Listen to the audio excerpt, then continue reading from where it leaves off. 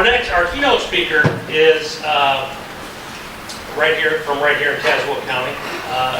He is the superintendent of the Veterans Assistance Commission. And a lot of folks don't even know that they're over there and what they do. So we've asked Steve Saal, who is the superintendent, to come on up and talk a little bit about their organization, what they do, and how important it is to veterans everywhere.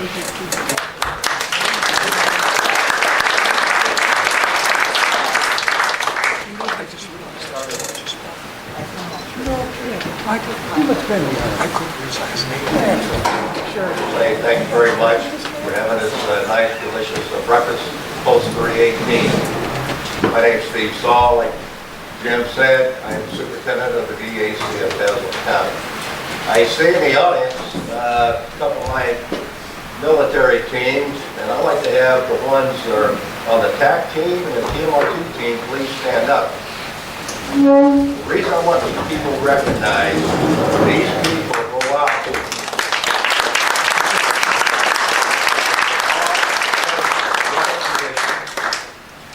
do military funerals for the veterans that have passed away. We're very lucky in Tazewell County to have these two groups. Because a lot of counties don't have this, and unfortunately that veteran does not get the proper burial. So I'm really happy to have these people. I work with them day and night. They're there in the morning, they're there in the rain, snow, sleet, hail, rain, everything. They're equipped, they do their dedication. Again, I appreciate them. Please be seated now.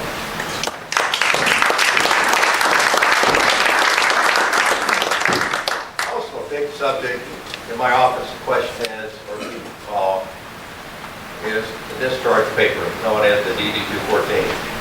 I look at the crowd in here, I think most of them hopefully have it on hand, the veterans, or some of their relations. But if you don't get that DD-214 in the hand, myself, those two honor guards, that veteran would not get a proper burial. That is the number one paper when the veteran gets out of this service discharge. Until the day they die. Realistic. You've got to have that paper. There are some avenues to get it. If you don't have it, or you know people that don't have it, come down to my office, we can order it for them. But it takes about 2 or 3 months out of St. Louis to get it. But ask around, ask for fellow neighbor, fellow veteran, out in public. I get these questions all the time when I'm out and about. And we do our best to make sure the DD-214 is, they have it. Here's a little story. That's 50 years next month. I got out of the Marine Corps. I got home. The dad goes, what are you going to do now? Well, I'm going to go out and see a few people. I said, no, you're not. He said, you're taking that discharge paper down at the recorder of deeds office. By then, it was on the second floor at the courthouse. And you're going to register that for recording before you go out and have a good time. So I had to take it down there, get it recorded, brought it back, a little slip. And next thing you know, I see Dad, I'll see you in a couple of days. So he didn't see me for 3 days. But no, it's very important to have that. And of course, you got to have it to get into the VA clinic.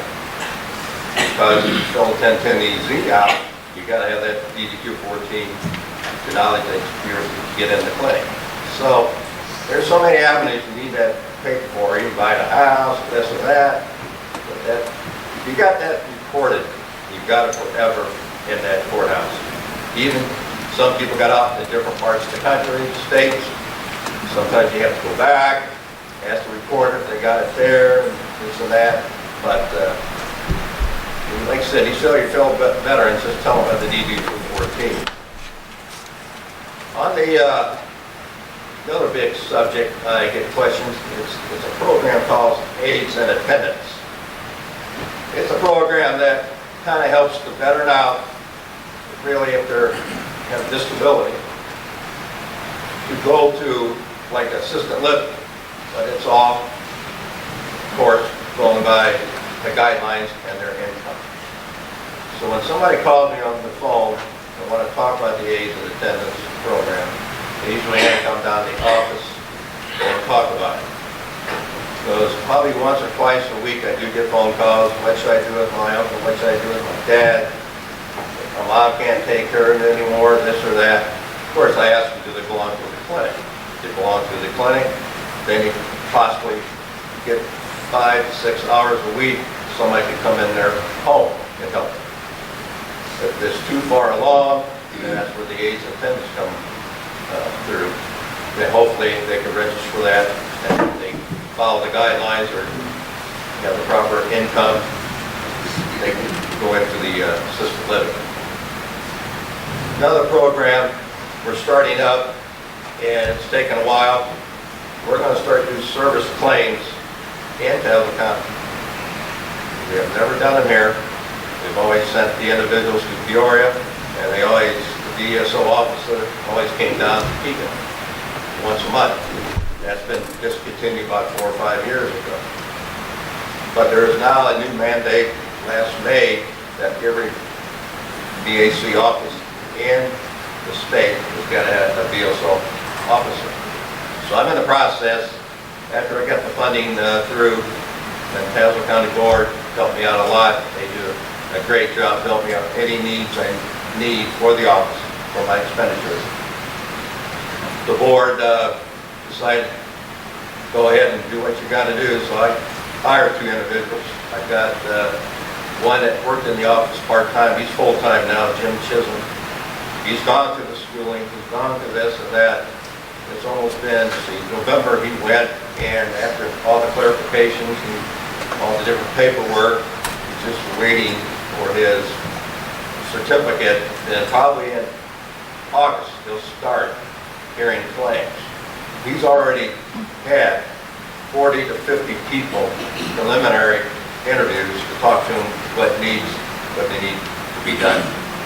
We've probably got another 20 on the roster. We're going to start calling more next week.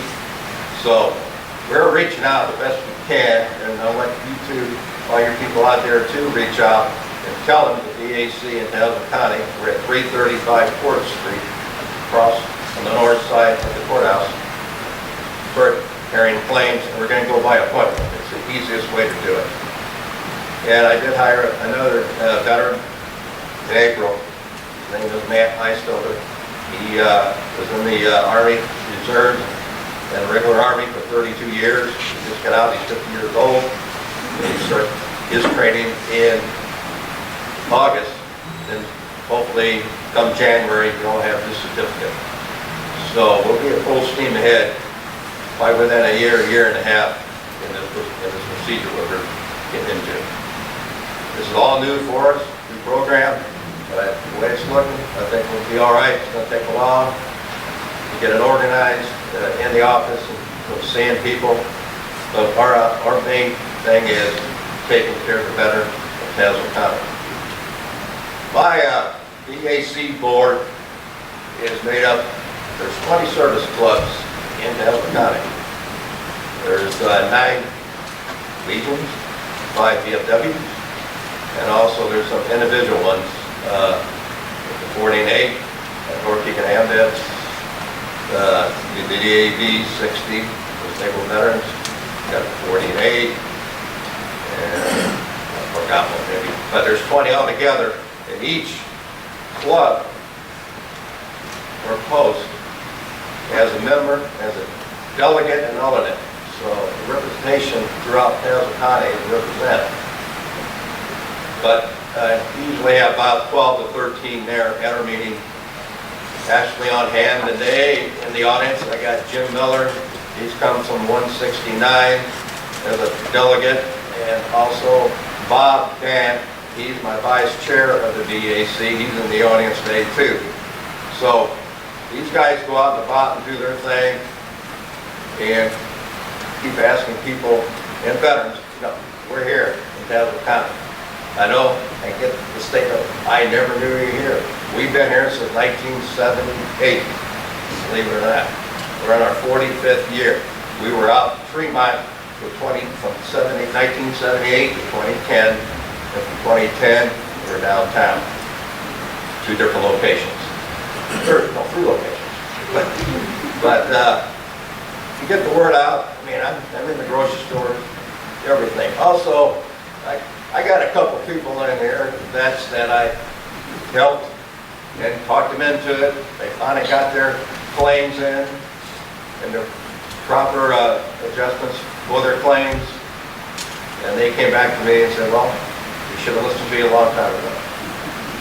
So, another big thing, why we're talking about the claims and everything, I want to talk about the VA clinic in Peoria. It's a wonderful clinic. We've got 2 satellites. We've got one in Bloomington, and we've got one in Galesburg, too. The Galesburg vets go to Iowa City for additional care. And from Bloomington and Peoria, they go to Danville or Indianapolis. So there are fine hospitals out there for these veterans, and I just hope they take advantage of it. Really, that's about all. Does anybody have any questions out there?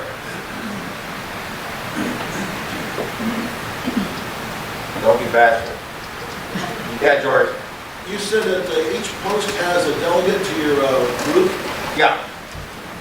Your post is Jack Adams, and I forgot his name. Well, he's your second. He's your junior vice. Brian? Yeah, Brian. Yeah. That comes to your post. 1278 DFW. Yes, sir. I have a question about, recently, we used to go for a copy and pen, like some of those older ones, like the Danville or wherever. And most recently, I see the Veterans Administration has switched to an outside supplier called QTC. I don't know if you're familiar with that, or what's your thoughts about that? Ray, I'm not really familiar with the program to say that now, but if you want to come down to my office, we'll definitely check into it. I'll give you a card after the breakfast is over. Let them take care of it. Well, Steve, thank you. Thanks, Suzette. what are your hours down there? Hours at on Court Street, we're here from 8 o'clock in the morning to 4 o'clock in the afternoon, Monday through Friday.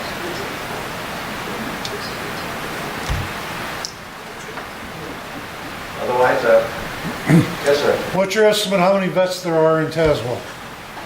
You know, the last count, that was 2 years ago, it was around about 10,000 vets. Wow. But unfortunately, that number is dwindling fast.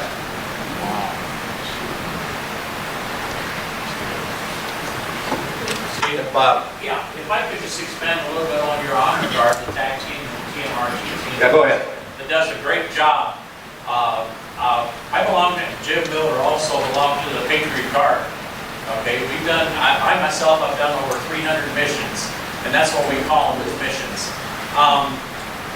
I've been in it for 10 or 12 years. Back in the old days when, and I'm talking 10, 12, 15 years ago, when the protesters would come from Kansas and protest the funerals of our fallen. We've done several of those in this area. Okay, they're pretty much a dead issue now, but because they haven't been around in a while. But the point I want to make is every veteran in here we'd be glad to do a mission for your fallen, for yourself. You're hopefully not yourself right now, but any relative. And all you've got to do is ask the funeral home. Preston Handling in Pekin is really good about contacting us and stuff. There's no charge whatsoever.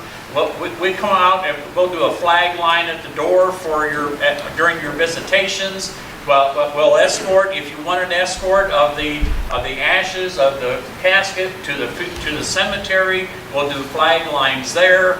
What an honor it is to have us out there, and I'm speaking because it is. Okay, so please ask. You're entitled to it as a veteran. Please ask your funeral directors to contact us. Okay, because we'd be glad to come out and do it for you. Okay? Thank you. Thank you, Bob, for the information.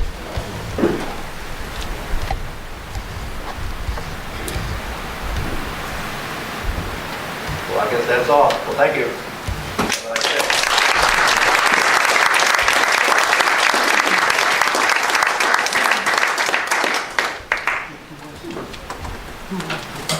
Thank you, Steve. You know, just as a personal note, when my father passed away, which he was an Army veteran, and this was, what, 9 years ago, the town where he lived did not have a taxi. It took us a lot of work to get a team there to his town for a burial ceremony. The burial ceremonies are beautiful. No veteran should be buried without one. They really shouldn't. So thank you, folks, for the work that you do.